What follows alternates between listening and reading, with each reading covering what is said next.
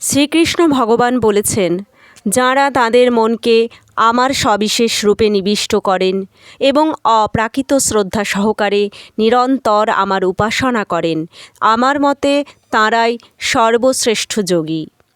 এই বাণীর তাৎপর্য হল, অর্জুনের প্রশ্নের উত্তরে শ্রীকৃষ্ণ স্পষ্টভাবে বলছেন যে, যার মন তার সবিশেষ রূপে আবিষ্ট এবং শ্রদ্ধা ও ভক্তি সহকারে যিনি তাঁর উপাসনা করেন, তাঁকেই সর্বশ্রেষ্ঠ যোগী বলে জানতে হবে। এভাবে যিনি কৃষ্ণ ভাবনায় ভাবিত হয়েছেন, তিনি আর কখনো জাগতিক কর্মবন্ধনে আবদ্ধ হন না, কারণ শ্রীকৃষ্ণের প্রীতি সাধনের জন্যই তখন সব কিছু করা হয়। শুদ্ধ ভক্ত সর্বদাই ভগবানের সেবায় যুক্ত থাকেন। কখনো তিনি ভগবানের নাম কীর্তন করেন, কখনো তিনি ভগবানের কথা শ্রবণ করেন অথবা শ্রীকৃষ্ণ সম্বন্ধীয় গ্রন্থ পাঠ করেন, কখনো বা তিনি শ্রীকৃষ্ণের জন্য রন্ধন করেন অথবা বাজারে গিয়ে শ্রীকৃষ্ণের জন্য কোনো কিছু ক্রয় করেন, কখনো তিনি মন্দির অথবা বাসনপত্র মার্জন করেন।